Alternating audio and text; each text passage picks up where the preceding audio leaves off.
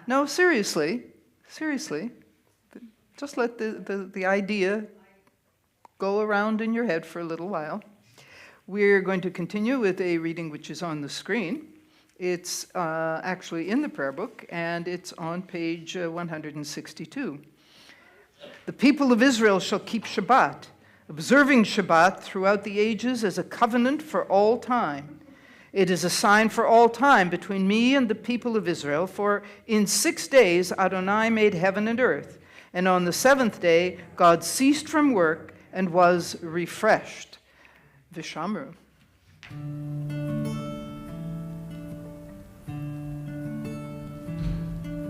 Shamru Bnei Yisrael Et HaShabbat La'asot Et HaShabbat L'dorotam L'ritolam B'nei B'nei Israel Od Le'olam Kshet Yami Asa Adonai Et HaShemayim Ve'et Haaretz Ubayom Hashvi Shabbat Vayinapash Yalala, yalala, yalala, yalala, yalala, yalala, yalala, yalala, yalala, yalala, yalala. Jewish? Oh, yes? Oh, yes? Rabbi Shlomo Carlebach wrote that. Yeah? Yes, a long time ago. Yes, but it's still Jewish. Well, we're going to come to now the Amidah, and we're going to do it a little differently than we sometimes do. So we're going to do the first 3 sections of the Amidah together in Hebrew. I'll be at the Ark, and then I will come back to the podium, and we will do some reading in English, and we will sing a few more things together in Hebrew, and we will all be ready then for Oseh Shalom. So I invite you to rise for the Amidah.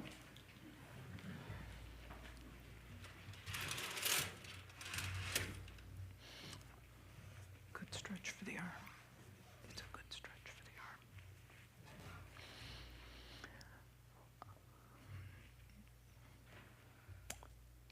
arm. Adonai sifatai tiftach Ufi Yagite Hilatecha Adonai Sifatai Tiftach Ufi Yagite Hilatecha Adonai, open up my lips that my mouth may declare your praise.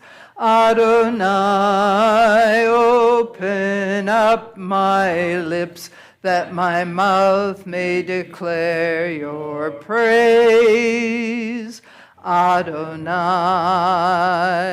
sifatai tiftach, ufi yagite hilatecha.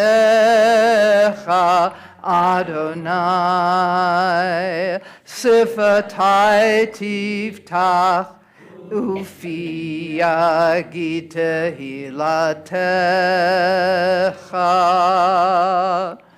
Baruch atah Adonai, Eloheinu v'Elohei avotenu v'imotenu, Elohei Avraham, Elohei Yitzchak, Velohei Yaakov, Elohei Sarah, Elohei Rivka, Elohei Rachel, Velohei Leah, Ha'el Hagadol, Hagibor v'Hanora, El Elyon, Gomel Chasadim Tovim, V'konei Hakol, V'zocher Chazdei Avot V'imahot, Umevi Gula Livnei V'neihem, Leman Shemo Be'ahava, Melech Ozer Moshia Umagen, Baruch Atah Adonai, Magen Avraham ve'ezrat Sarah. Ata Gibor leolam Adonai, Mechaye hakol ata, Rav Lohoshia, Mashiva Ruach Umorida Gashem. Mechalkel Chaim Bechesed, Mechaye hakol berachamim rabim. Somech noflim v'rofei cholim, atir asurim, umekayem emunato, lishenei afar,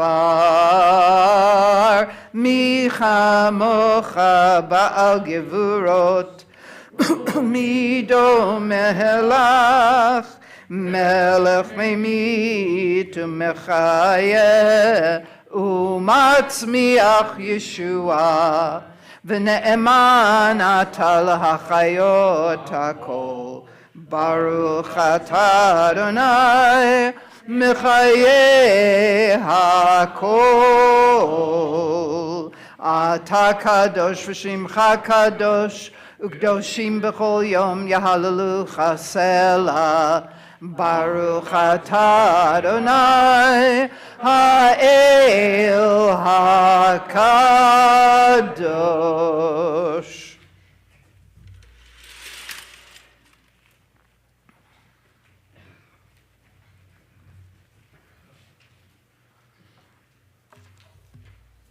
And we continue with a text that's on the screen. Let's read together. May these hours of rest and renewal open our hearts to joy and our minds to truth. May all who struggle find rest on this day. May all who suffer find solace. May all who hurt find healing on this day. May all who despair find purpose. May all who hunger find fulfillment on this day, and may this day fulfill its promise. Baruch atah Adonai, Mekadesh HaShabbat. Page 174, and again the text is on the screen.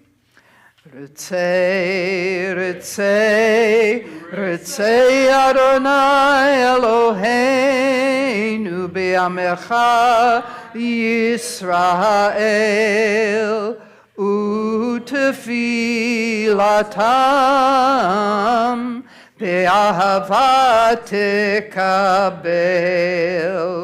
utehi l'ratzon tamid utehi l'ratzon tamid avodat Yisrael amecha el karov l'chol korav El karov lechol korav Penei elav adecha v'choneinu Shefoch ruchacha aleinu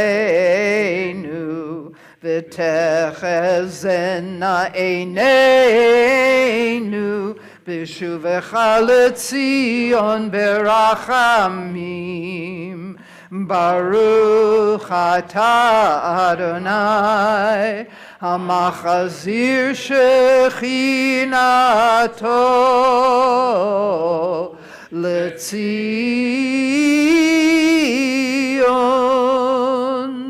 Hamachazir Shechinato Letzion.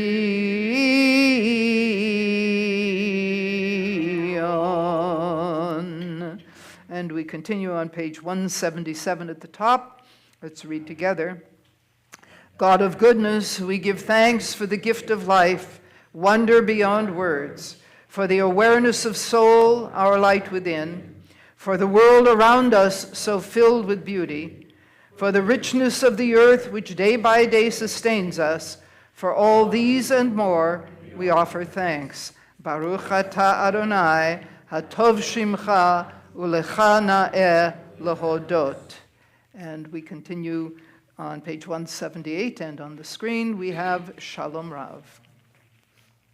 Shalom Rav Yisrael Amcha Tasim Leolam. Shalom Rav Yisrael Amcha Tasim Leolam. Ki atahu melech adon lechol hashalom.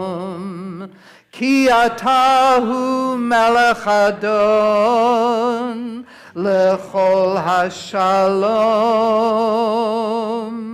Shalom Rav al Yisrael amcha tasim leolam. Shalom Rav al Yisrael amcha tasim leolam.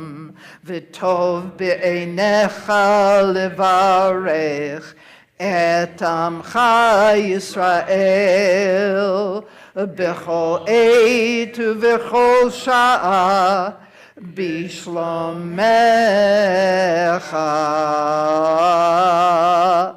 Shalom Rav al Yisrael amcha tasim leolam. Shalom Rav al Yisrael amcha tasim leolam. Tasim leolam. Tasim leolam.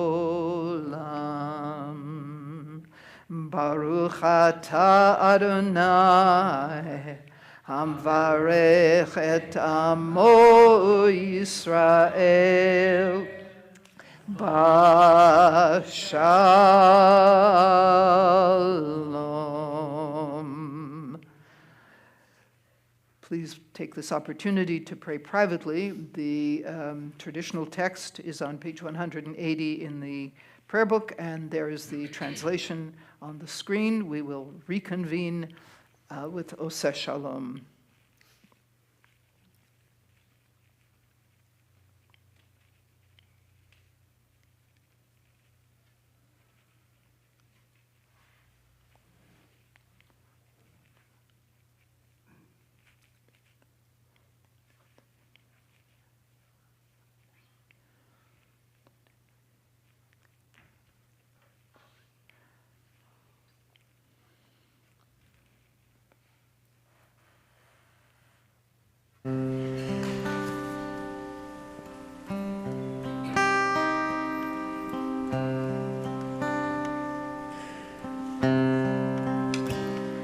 Oseh Shalom B'Ramav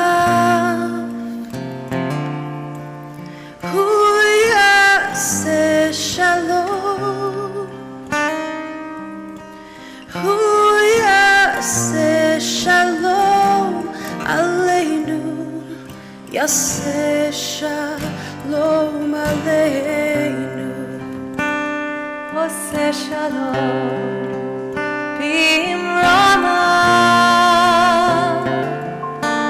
Hu Yaseh Shalom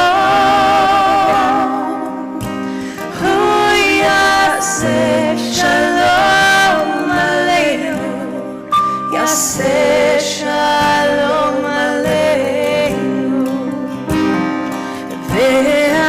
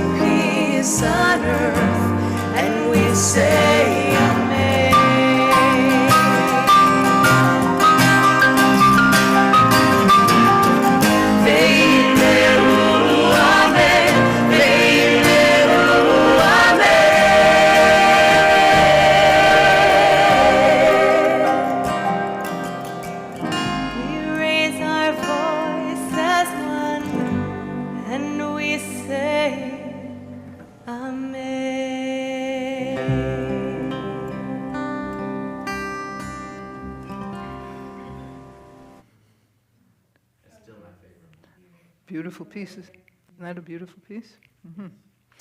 Well, we are now at the point in the service we're going to offer prayers for the sick. And we will begin with music for the Mishaberach. And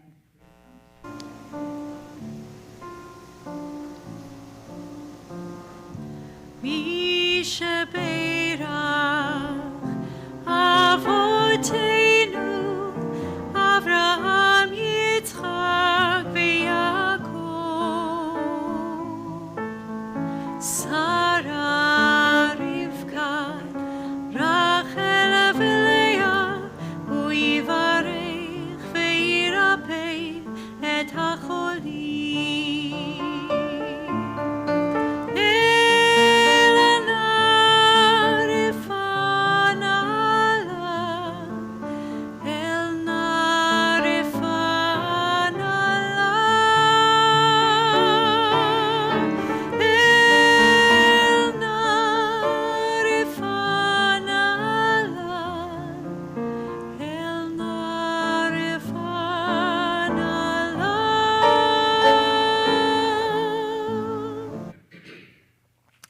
this Shabbat, we are offering prayers for the following members of the congregation: Beverly Adler, Robert Berg, Elaine Bialer, Barry Brown, Andrea Chasen, Freda Cohen, Marianne Fink, Batsheva Sarah Gamaran, Liz Jacobs, Marcia Katz, Verdna Kelly, Erica Lino, Marlis Markovitz, Bonnie Meyer, Amy Mogil, Steve Morris, Paula Newberger, Faye Nippon, Leslie Rapkin, Fanny Reese, Betty Sarlin, Jacqueline Schindler, Mark Schoenholtz, Brenda Shapiro, Roz Shapiro, Alan Sharkey, Marion Sharkey, Joe Sheff, Norman Toff, Ruth Turchin, Eugene Udowin, Leslie Swain, Amit Ben Shirley, Ariel Bat Rivka, Ariella Bat Shoshana, Chana Pesa Bat Golda, Chaya Esther Bat Chana, Dvorah Bat Ruth, Esther Bedana Bat Shena Malka, Henya Rachel Bat Sarah, Heshleb Ben Devorah, Yosef Shmuel Ben Bertha, Leb Shalom Ben Yechiel Michael, Manya Bat Fredel, Masha Bat Esther, Menachem Ben Frima, Mindala Bat Frima, Mordechai Ben Sarah, Mordechai Rachmil Ben Yechiel Halevi, Moshe Hersh Ben Rivka, Pesach Lev Ben Sarah, Rachel Aviva Bat Eta Gittel, Sarah Mindel Bat Chanaleah, Shana Leah Bat Devorah, Shirley Bat Sarah, Shulamit Bat Zilla, Cyril Reza Bat Esther, Velvel Ben Hindabela, and Yonatan Ben Chassia. Now I'm going to give you an opportunity to take the next few moments to pray privately for the people for whose well-being you are personally praying. And as you do that, I encourage you to say the names, to articulate the names silently. So please take the next few minutes for that opportunity.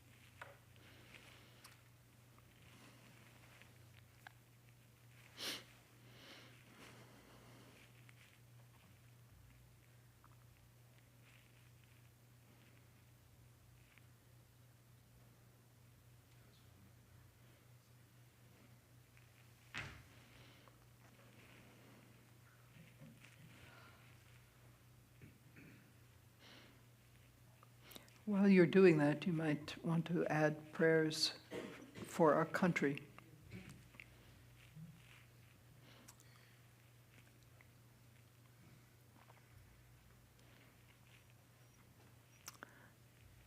And prayers for our planet.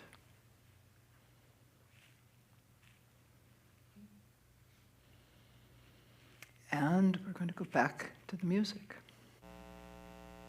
Mishaberach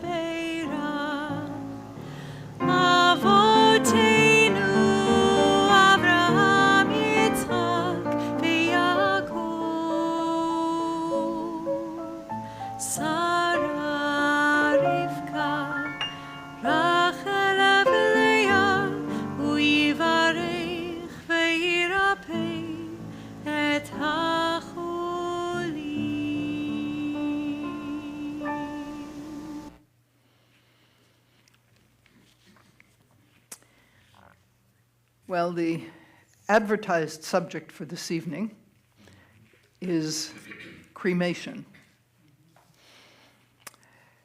And it has been a subject of some controversy in various circles within Judaism over the last couple of weeks. And that's why I'm choosing to address it now.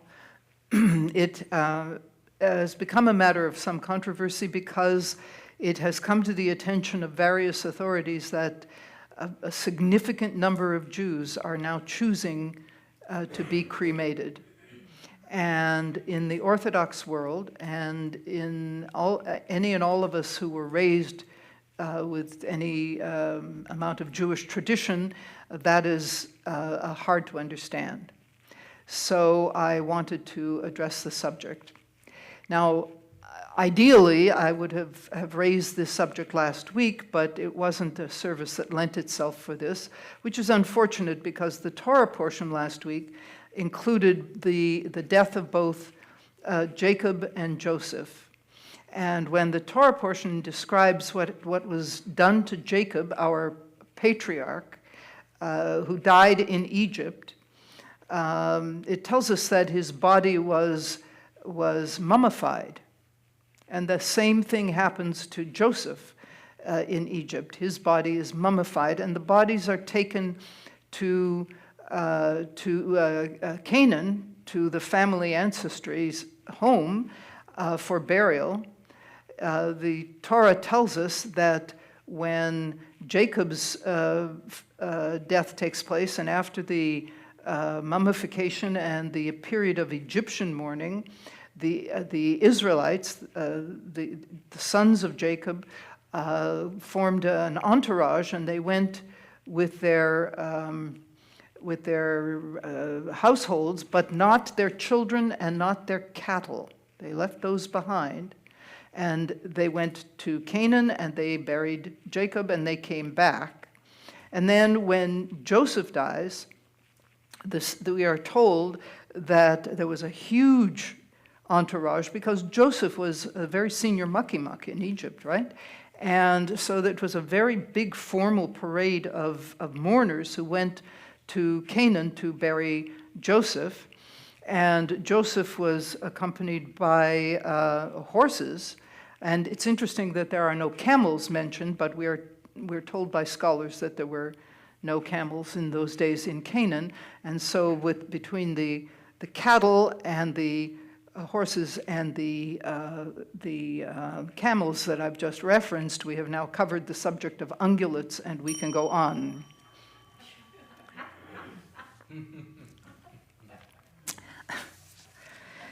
Okay, so the first thing that people say when they read the story of Jacob and Joseph being mummified is, hey, wait a minute, we don't do that. That's not Jewish. We Jews don't do that.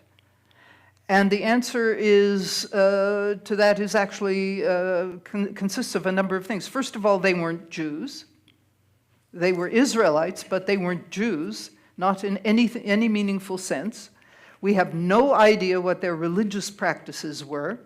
The only thing we know that they are presumed to have practiced was circumcision.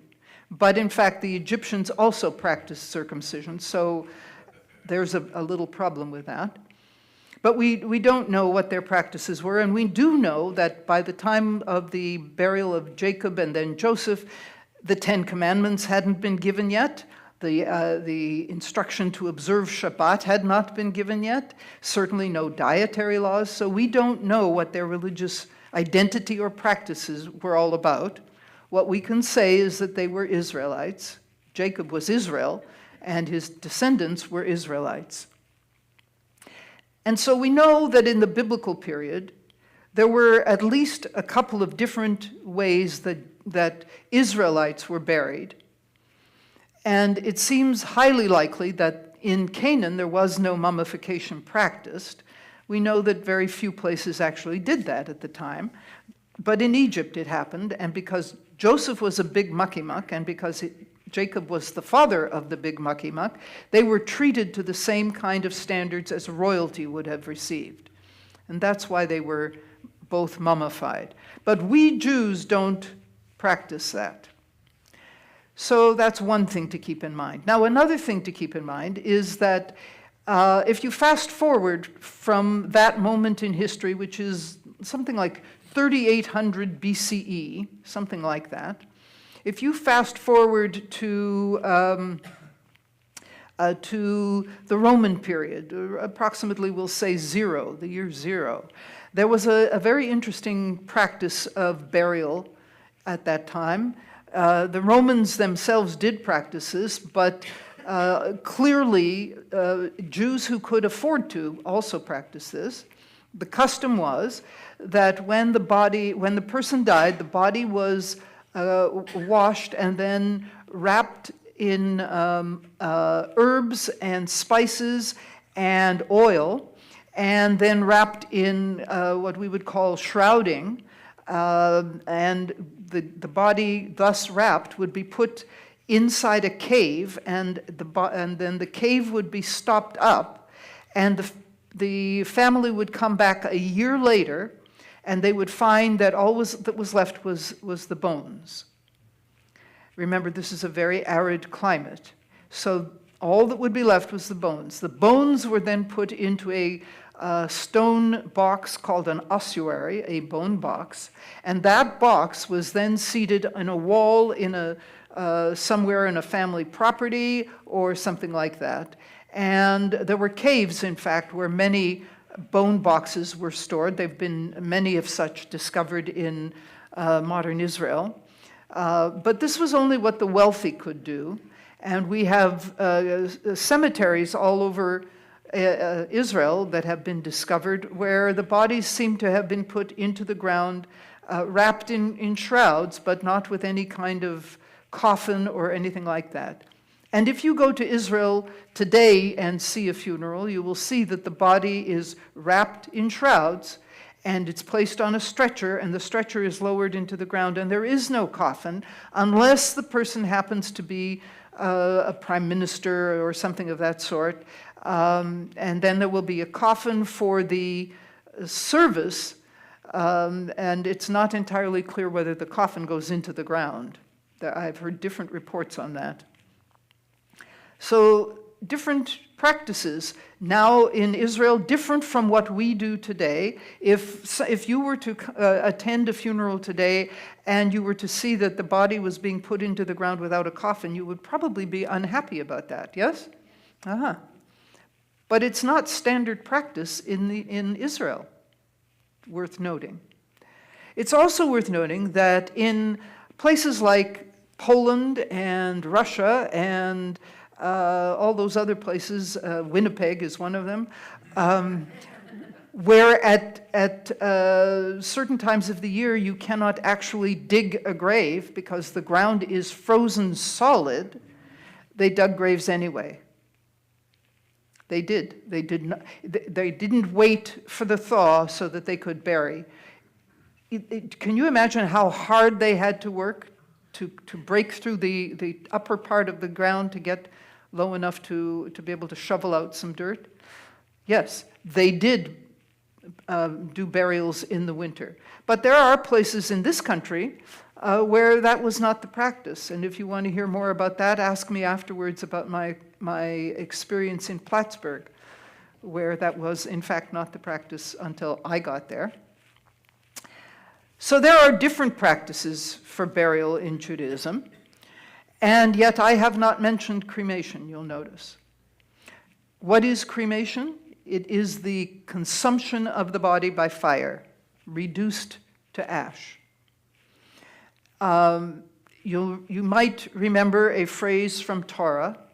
In the second story of creation in the book of Genesis, it says that God fashioned the human being from the dirt, the dust of the earth, okay, and blew into the nostrils and created a human being.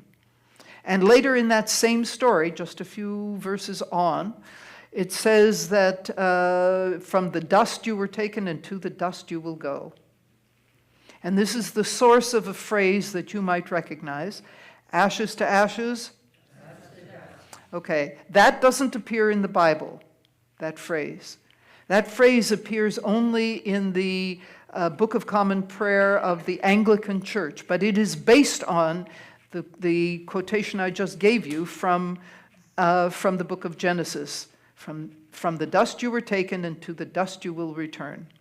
So there has been a very strong bias in Judaism against cremation, because the Torah says, to the dust you will return.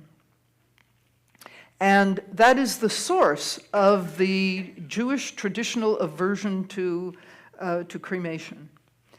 More recently, there has been an additional source of aversion, and that is the dreadful fact that during the Holocaust, extraordinary numbers of Jews were cremated clearly against their will. Clearly against their will. So we have, at least from two sources in our tradition, aversions to cremation. And yet, the statistics show that cremation is becoming increasingly common amongst Jews.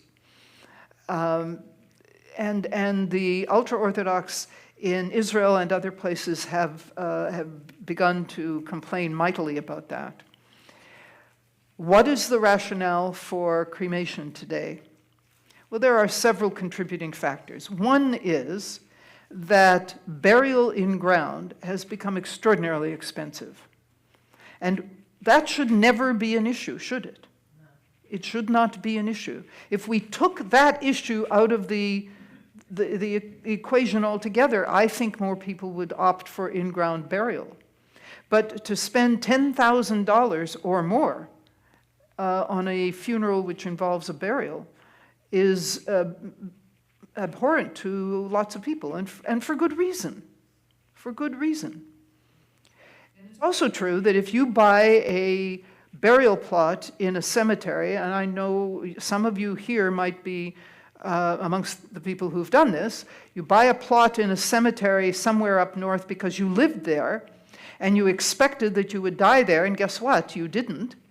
And then you come down here and you think, well, you're not going to go back up there. So you try to sell that piece of property, and the cemetery won't let you do that. They sold it to you, it's yours, that's it. You have to return it. You have to what?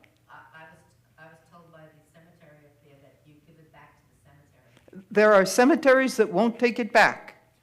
It's yours. And they won't do anything with it. And this is a crazy way to operate, but nonetheless, that does happen. So money becomes a concern, and it's offensive that it's come to that. It shouldn't. That's one concern. Another concern is that we don't all live as we did when these practices were developed. When these practices were developed of burying within 24 hours, and beginning Shiva when the body goes into the ground, and thereby beginning the mourning practices when the body goes into the ground. We can say Kaddish then and not before. We all lived in shtetls and little villages and neighborhoods and so forth, and it was easy to do those things. But it's not so easy anymore. Family is spread out all over the world, literally all over the world. And when someone dies unexpectedly, we have to wait for people to travel. But the Jewish impetus is to do this as quickly as possible, and very often that means violating the rules of traditional practice when it comes to mourning. And you will find that there are people who now are doing memorial services weeks later because the family can finally be together. So it's a problem. This is a serious issue.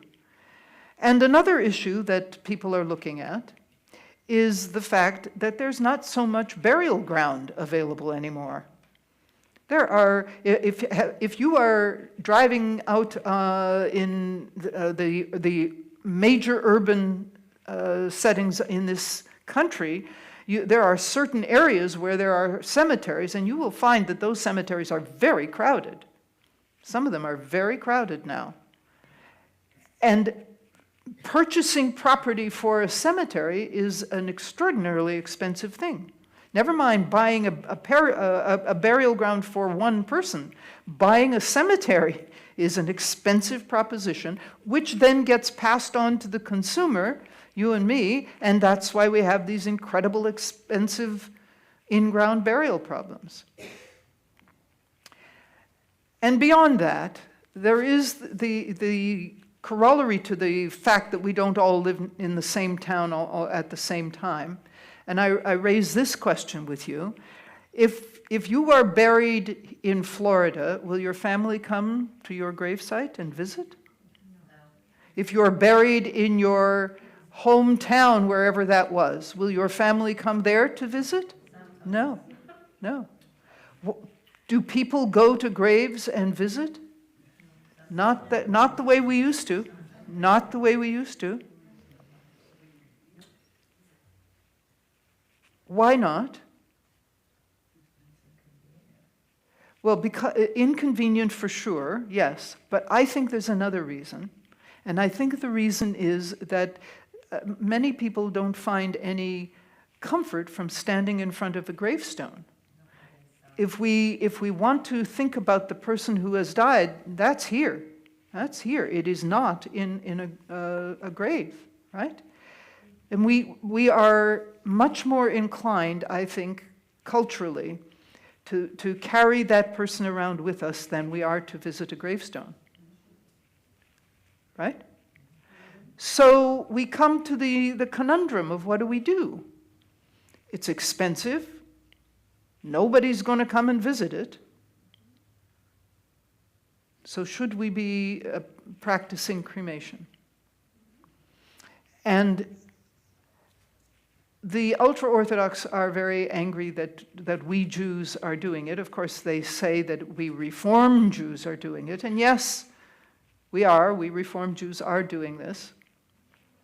And I will tell you that for a long time I opposed cremation. For all the reasons that I've already given you, I opposed cremation. And I have changed my mind. I've done many funerals that involve cremation in the last 15 years. And I will continue to do that. And I intend also to be cremated. And my family will be hysterical. These are the people who don't practice Judaism. They will be hysterical. But it just seems to me that that's the honorable thing to do. And the alternative for me is going to be something that's really relatively new to my way of thinking, but something that I find very attractive, and that is that there's now a thing called green funerals, where the body is treated and allowed to return to the earth and to fertilize the earth, which is what it should do, which is what it would do if it were just allowed, if it were just placed in the earth. And I think that's very interesting. It's an idea I want to pursue a little bit. I want to find out if it's available here. It might not even be legal in some places yet at this point, but I want to find out about that. And I want to consider that as an option. But I will not put my family through the expense and the inconvenience, really, of an in-ground burial. And I wanted to raise this question with you because I wanted to ask you to think about these things. If you have already made plans, good for you. I'm certainly not opposed to in-ground burial, and I'm certainly not going to say, well, I wouldn't do those funerals. That would be silly. But I do want to open up the possibility, if you have not already addressed the question, of what you really want. And I want to take us back to where we started a few minutes ago, and that was the story of Jacob and Joseph and being buried. And the quotation from the book of Genesis, which was, from dust you were taken and to dust you will return. That's what it says in Genesis. and to base our practices, you and me, we who are Reformed Jews, on a text from the Torah, when we don't take the Torah all that seriously about most other things, seems to me to be a conundrum. What do we base our value on? How do we make our decision? It can't be money alone, but money certainly should be a factor for some of us, a very important factor. Things related to the environment ought to be a factor for all of us.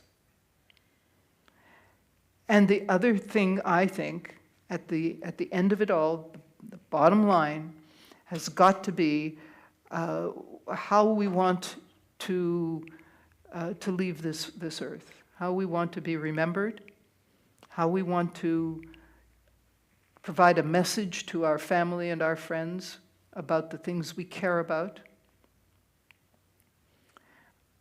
I think we need to be able to say to our family and friends that we have considered our obligation not just to our religious heritage, but also to the burning, pardon the pun, issues of our time, and that we are sensitive to the impact of our lives on the environment that we live in and the environment we are going to leave behind. I think that's important. That's my value. I don't know what becomes primary in your mind, but I think that should be high on the list. And I think it's really important that we ask the questions about these kinds of practices, not only from the perspective of Jewish tradition, but also from the perspective of the branch of Judaism that we are part of, which puts many things on a par with what tradition teaches us. And sometimes we find and have found that tradition doesn't serve us as well as we would like it to. And if you want a list of the ways that that's true, talk to me later. But you don't need me to tell you what that list is. You can come up with a list of the ways in which we as liberal Jews have turned away from the traditional way of doing things and we do it our own way. That should open the door for other considerations on various matters. And I ask you to consider that as well. So that's what I have to say on the subject of cremation. And we are going to continue on page 586 with the Aleinu. Please rise.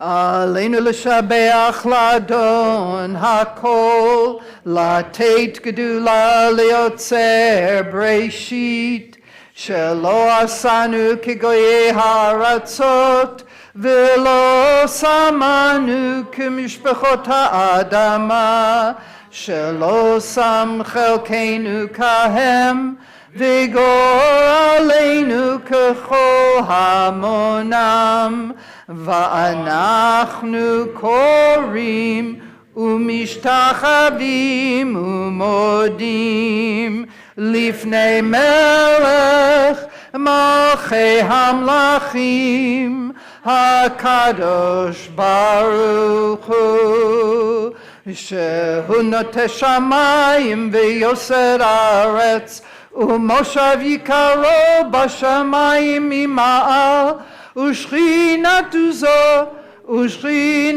זו בגובהי מרומים. הוא אלוהינו אין עוד, אמת מלכנו אפס זולתו, ככתוב בתורתו, וידעת היום והשבות אל לבבך, כי אדוני הוא האלוהים בשמיים ממעל, ועל הארץ מתחת אין Ein od.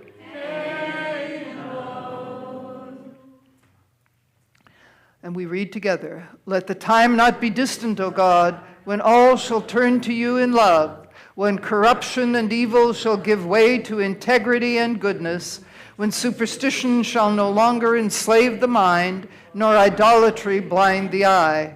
O may all created in your image become one in spirit and one in friendship, forever united in your service.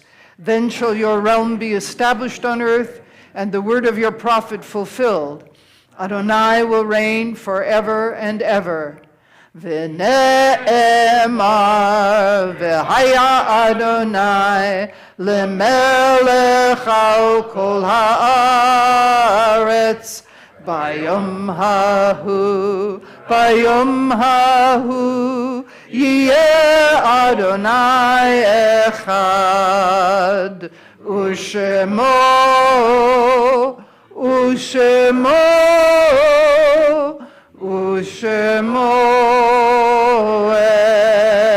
echad.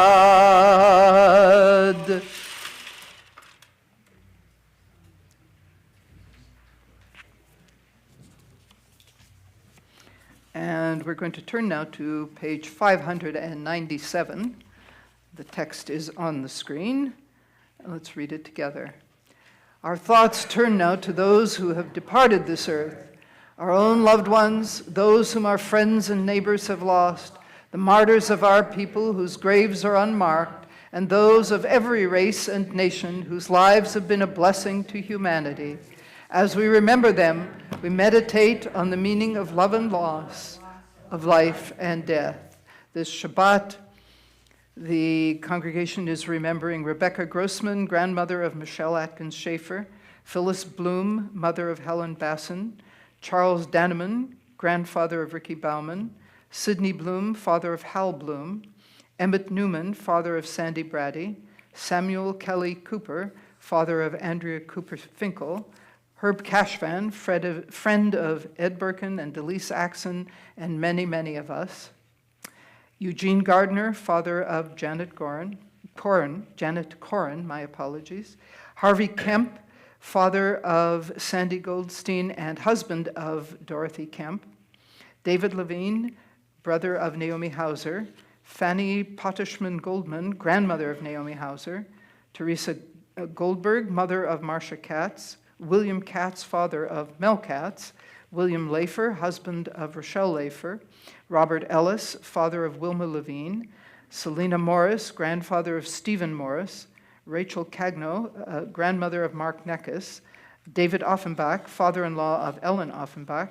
Meyer Rosenthal, uncle of Ellen Offenbach. Betty Saunders, mother of Stephanie Peshek. Herman Trupp, stepfather of Diane Posner and step-grandfather of Hal Lawrence Posner. Joseph Reingold, father of Rick Reingold. Shirley Kriegler, stepmother of Susie Reingold. Stephen Spitz, brother of Bruce Spitz and Beatrice Tanney, mother of Sherry Tanney. Rachel Fisher, mother of Addie Unterlach. Brian Balcony, Nathan Miller, Joseph Malone, Lawrence Schwartz, Julius Spieler, Sadie Goldberg, Hyman Jones, and Catherine Hauft. Kaddish is on page 598. Please rise for Kaddish. Yitgadal v'yitkadash shmei rabba, b'alma divarach chirutei v'yamlich malchutei, v'chayechon v'yomechon v'chayei d'chol Beit Yisrael, ba'agala u'vizman kariv v'imru amen. Yehei shmei rabba mevarach le'alam u'lalmei almaya, yitbarach v'yishtabach v'yitpa'ar v'yitromam v'yitnaseh, v'yithadar v'yit'aleh v'yit'halal shmei dekudsha b'richu, le'ela min kol birchata v'shirata tushbechata v'nechamata da'amiran ba'alma v'imru amen. Yehei shlama rabba min shemaya v'chayim aleinu v'al kol Yisrael v'imru amen. Oseh shalom bimromav hu yaseh shalom Aleinu v'al kol Yisrael v'imru amen. Please be seated. Announcements. Ooh, big excitement. Ooh. No? Yeah? Thank you, Rabbi Carla and Diane, for lighting the candles. I found that tonight's service was interesting, informative, and certainly thought-provoking. So thank you, Rabbi Carla. Thank you. Are there any simchas that anyone would like to share? Ooh, ooh, ooh, ooh, ooh.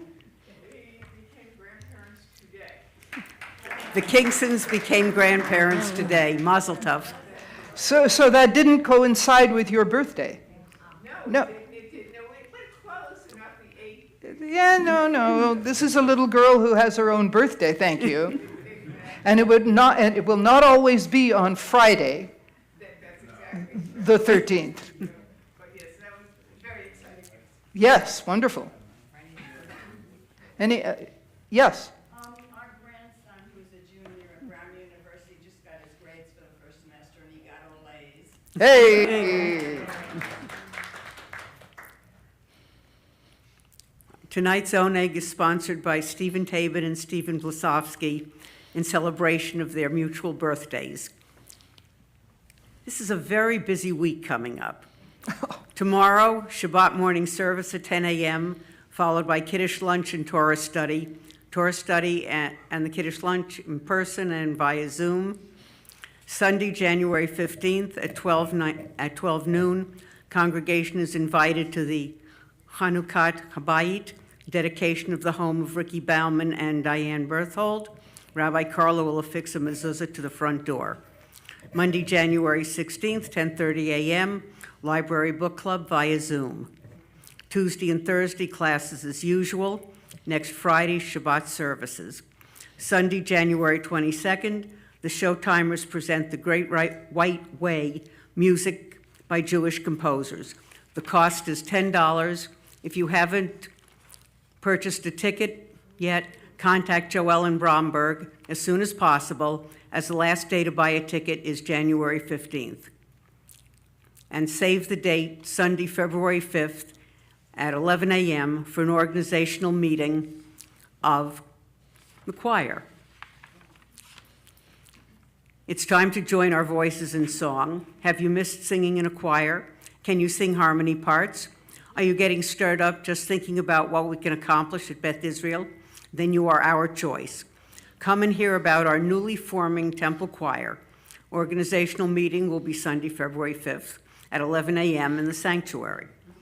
Mark your calendars now. Get ready for a year of fun, fellowship, and inspiring music. Contact Joan Frankel Ford for any questions. Shabbat Shalom. Now, I do want to add one thing to the announcements, and that is that next Friday evening, the music will be provided by Rachel Rosenzweig and Yuri Rangold over there, sitting in the corner over there. Yes. This will be live music at next Shabbat service, and this is an important addition to our offerings of music, and I hope that you will come and support this so that we can encourage them to come back and do it more often. Yes. Now, before we conclude the service, I want to go back to the question I've been asking you all evening, and that is, what makes it Jewish, the music? What makes Jewish music Jewish? And I have the answer. Do you want the answer? Okay, here's the answer. Jews sing it. And that's not funny. That's not a joke. That is not a joke. And I'm going to point this out to you because you're going to hear the closing song tonight is Adon Olam. And this is a different melody. It's actually a Yemenite melody with a little bit of something modern added to it.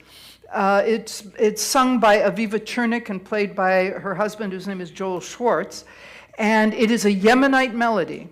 But are there any Yemenite Jews in the room here today? We didn't grow up with this kind of music, and to us, when we first started hearing it, I shouldn't speak for myself. The first time I heard it, Yemenite music, I thought, well, that's weird. That's not what I call Jewish music. But they say the same thing about klezmer music. And that's what we grew up with.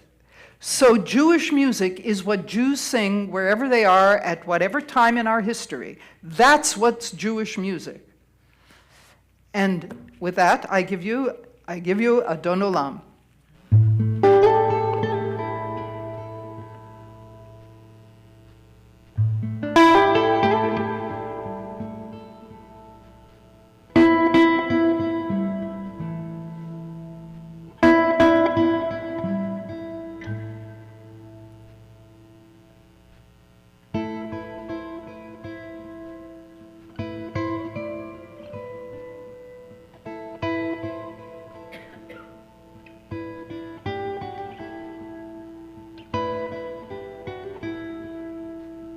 Adon Olam, Hashem Malach, B'terem Kol Yitzirah, Le'nasa V'chefso Kol Hazay Melech Shemo Nikra.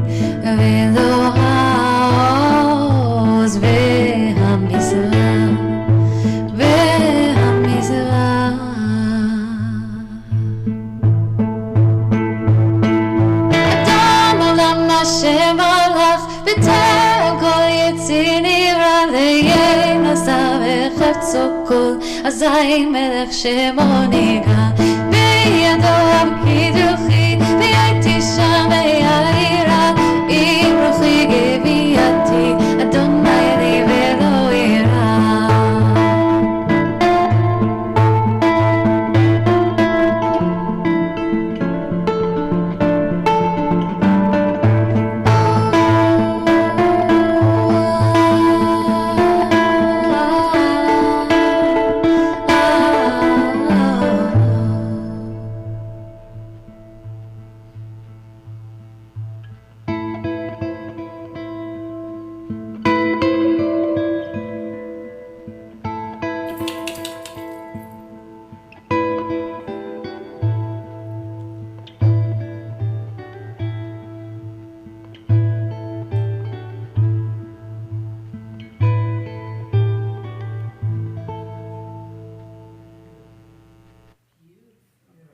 Did you like that?